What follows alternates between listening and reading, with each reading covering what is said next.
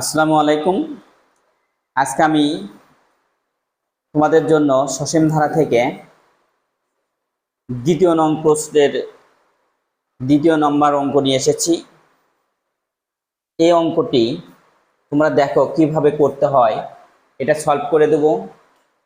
আজকে আমি জানি তোমাদের খুব সমস্যা হয়, এই মূল বইয়ের অঙ্কগুলো তোমরা অবশ্যই করো না, সেজন্য তোমাদের বেশি সমস্যা হয়। অনেকে চলে যায় ডাইরেক্ট সৃজনশীলে। আসলে ডাইরেক্ট সৃজনশীলে গেলে হবে না, তোমাদেরকে অবশ্যই মূল বইয়ের অঙ্কগুলো ভালোভাবে করতে হবে, তাহলেই তোমরা সৃজনশীলে ভালো করতে পারবে।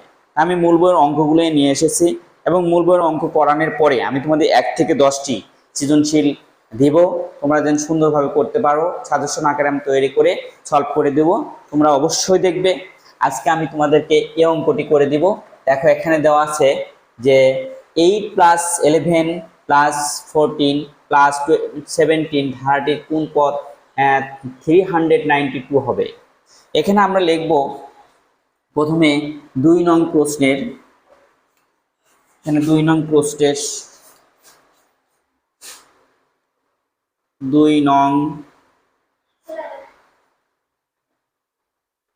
নং প্রশ্নের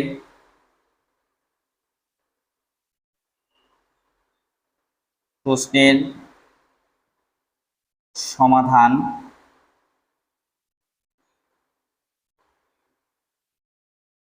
2 নং প্রশ্নের সমাধান। এখানে আমরা ধারাটির প্রথম পদ নির্ণয় করব।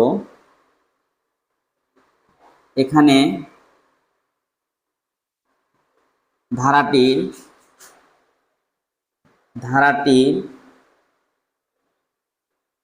প্রথম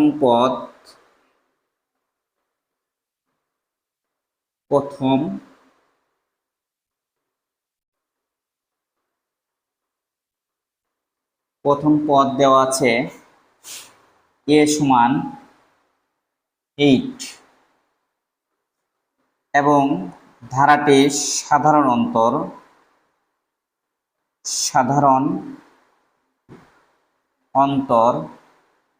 অন্তর মানে বিয়োগ, সাধারণ অন্তর দেওয়া আছে দ্বিতীয় রাশি থেকে প্রথম রাশি বাদ 11 8 দিয়ে আমরা এখানে লিখবো 8 আছে কত হলো 11, 8 9 10 11, 3 11। এখন আমরা মনে করি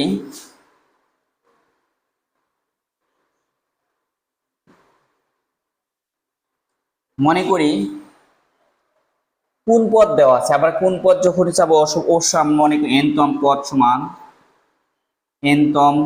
পদ সমান হচ্ছে 392। বা লিখে আমরা এখানে লিখবো a + n - 1 ইন্টু d 92। বা লিখে এর মান দেওয়া আছে হচ্ছে 8 আর n এর মান দেওয়া আছে হচ্ছে n এর মান দেওয়া নেই, তাহলে আমরা n এর মানটাই বের করব, nতম পদ। তাহলে n - 1 লিখে দিব, আর d এর মান দেওয়া আছে হচ্ছে 3 সমান 392। বা লিখে আমরা লিখব হচ্ছে এখানে যেহেতু দেওয়া আছে 8 3n - 3 সমান হচ্ছে 192।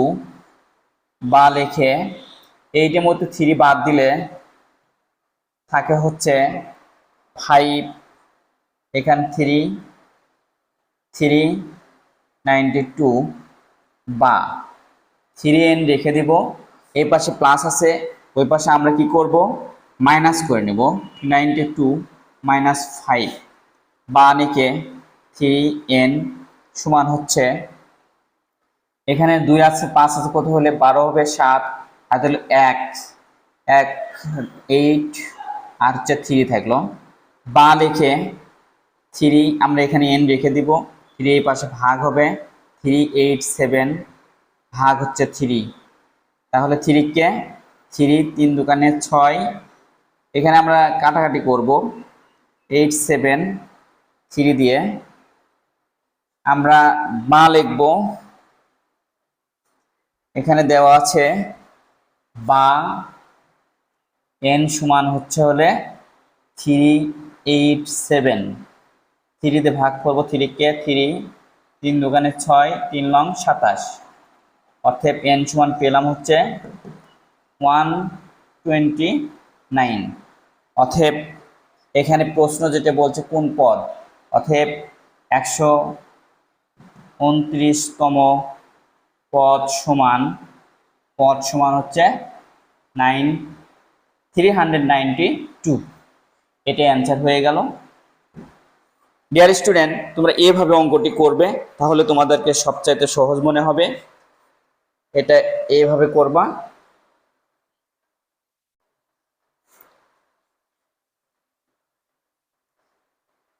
ডিয়ার স্টুডেন্ট, তোমরা এইভাবে এনতম পদের অঙ্কটি করবা। এরকম ধরনের অঙ্ক অনেক থাকে, আজকে আমি তোমাদেরকে এই অঙ্কটি করে দিব। ডিয়ার স্টুডেন্ট, তোমরা তাহলে ভালোভাবে এই অঙ্কটা করবে, তাহলেই তোমরা সফলতা লাভ করবে। থ্যাংক ইউ, ধন্যবাদ।